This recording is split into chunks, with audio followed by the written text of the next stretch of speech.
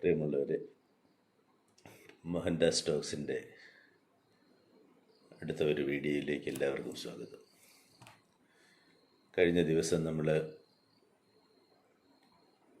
ഭാഷ കൈകാര്യം ചെയ്യുന്നതിൽ പുലർത്തേണ്ട ചില നിഷ്ഠകളെക്കുറിച്ച് ആണ്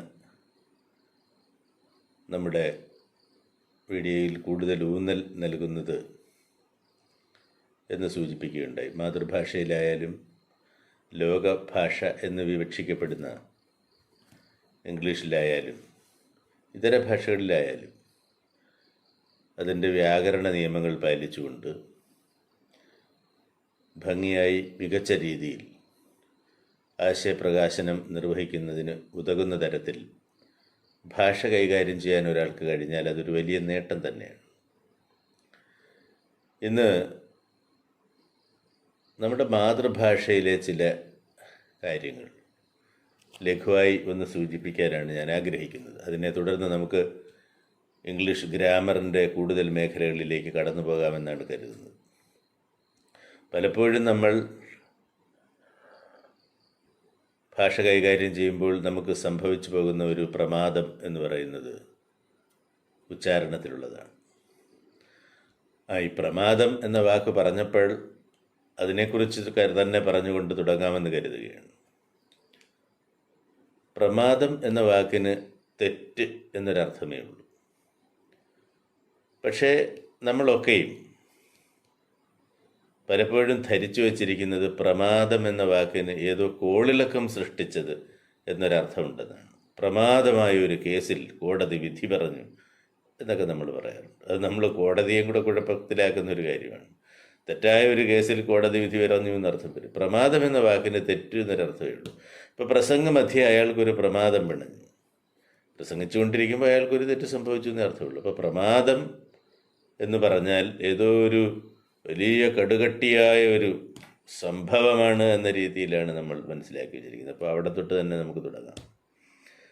ഭാഷാ പ്രയോഗത്തിലെ ഉച്ചാരണത്തിലെ ചില പ്രമാദങ്ങൾ. ഇപ്പോൾ പലപ്പോഴും ഞാൻ ശ്രദ്ധിച്ചിട്ടുള്ള ഒരു കാര്യം, ഈ വാക്കിൽ നിന്ന് തന്നെ തുടക്കം ശ്രദ്ധിക്കുക എന്ന് പറഞ്ഞാൽ ശ്രദ്ധിക്കുക എന്ന് പലരും പറയുന്നു. ഞാനത് ശ്രദ്ധിച്ചായിരുന്നു. കഷ്ടം, അങ്ങനെ പറയരുത്. സ്ര ഇത് രണ്ടും രണ്ടാണ്. ശ്രദ്ധിക്കുക. ശ്രീധരൻ എന്ന് പറഞ്ഞാൽ ശ്രീധരൻ എന്നാണ് പലരും പറയുന്നത്. എന്തിനേറെ ശ്രീനാരായണ ഗുരു എന്ന് പറയാൻ പറഞ്ഞാൽ ശ്രീനാരായണ ഗുരു എന്ന് പറയുന്നവരുടെ എണ്ണം തുലോം കൂടുതലാണ്. ഇപ്പം ശ്രീ എന്ന വാക്ക് ശ ശ്ര യ ര ല വ ശ ഷ സ ഹ എന്നൊക്കെ ഉച്ചരിച്ച് നന്നായി പഠിക്കാത്തത് കൊണ്ട് സംഭവിക്കുന്നൊരു കാര്യമാണിത്. ശ്രീ എന്ന് നമ്മൾ പറഞ്ഞുപിടി. ഇപ്പം ശ്രദ്ധിക്കുക എന്ന് തന്നെ പറയുക. അധ്യാപകൻ, വിദ്യാർത്ഥി എന്ന് പറഞ്ഞാൽ വിദ്യാർത്ഥികൾ പോലും വിദ്യാർത്ഥി എന്നാണ് പറയുന്നത്. അത് ചിലർക്ക് അർത്ഥിയല്ല, ആർത്തിയാണ്, വിദ്യാർത്ഥി. ഇതൊക്കെ കാണുമ്പോൾ നമ്മൾ ചില കാര്യങ്ങൾ പറഞ്ഞു പോകാതിരിക്കുന്നത് എങ്ങനെയാണ്? അധ്യാപകൻ എന്ന് നന്നായി ഉച്ചരിക്കാൻ അറിയാത്ത അധ്യാപകർ ധാരാളം.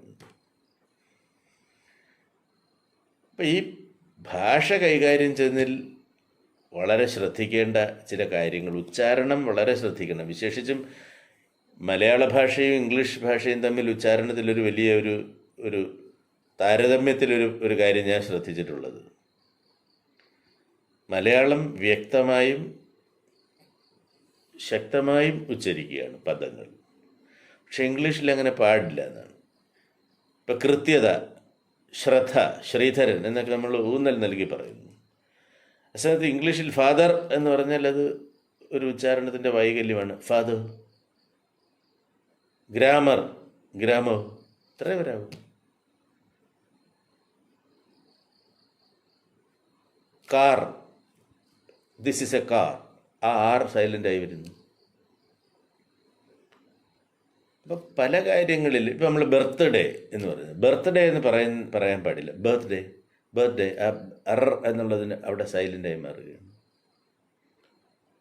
അപ്പോൾ ആദ്യം ഭാഷാ പഠനത്തിൽ എനിക്ക് തോന്നുന്നത് ഉച്ചാരണം വ്യക്തതയോടുകൂടി നിർവഹിക്കുന്നതിന് കഴിയണം. അതിന് സഹായകമായ രീതിയിലുള്ള ഒരു പാഠ്യക്രമവും സമീപന രീതിയും നമ്മൾ വളർത്തിയെടുക്കണം. അതിനെക്കുറിച്ച് കൂടുതൽ കാര്യങ്ങൾ നമ്മൾ അടുത്ത ഒരു വീഡിയോയിൽ അവതരിപ്പിക്കാം. എല്ലാവർക്കും ആശംസകൾ നേരുന്നു.